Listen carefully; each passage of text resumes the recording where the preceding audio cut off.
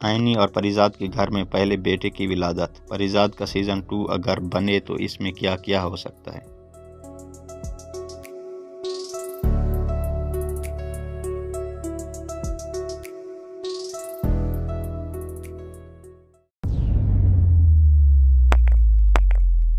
روزنامہ قدرت کی ویڈیو دیکھنے کے لیے ابھی یوٹیوب چینل پر سبسکرائب کریں اور بیل آئیکن پر بھی کلک کریں۔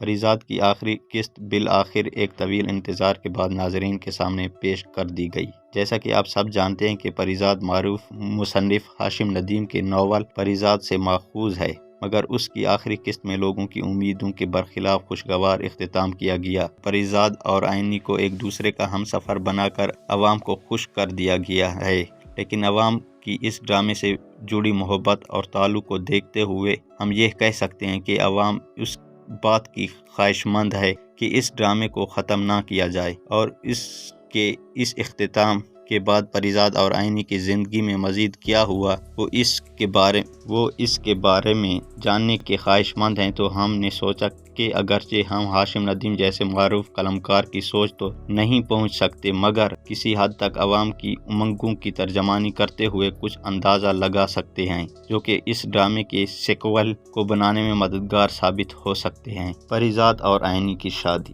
ان دونوں کا ملاپ تو آخری قسط میں دکھایا گیا ہے، مگر ان کی شادی کا پر رونق فنکشن نہیں دکھایا گیا، جس کی اس کی سیکوئل میں دکھایا جا سکتا ہے۔ چونکہ پریزاد نے بڑے شہر کو چھوڑ کر ایک پہاڑی علاقے میں باقی زندگی گزارنے کا فیصلہ کیا ہے، تو اس حوالے سے ان کی شادی بھی پہاڑی علاقے کے رواج کے مطابق ہوگی، جس میں پریزاد کے اسٹوڈنٹ اور ان کے گھر والے بڑھ چڑھ کر حصہ لیں گے۔ پریزاد پہاڑی علاقے کے سادہ سے شلوار قمیض میں ملبوس ہوگا۔ اس کے سر پر چترالی ٹوپی ہوگی جس پر ایک پر بھی لگا ہوگا، جبکہ آئینی پہاڑی عورتوں کے ڈھیلے ڈھالے رنگین فراق میں ان کی طرح زیور میں بہت حسین لگ رہی ہوگی، اور اسی طرح پریزاد آئینی کو رخصت کروا کر اپنے چھوٹے سے گھر میں لے آئے گا، جہاں پر وہ ہر صبح لکڑیاں کاٹے گا اور آئینی پانی بھر کر لائے گی۔ پریزاد اور آئینی مل کر سکول کی ترقی کے لیے کام کریں گے اور اس کو ہائی سکول سے کالج اور اس کے بعد یونیورسٹی کا درجہ دلوائیں گے،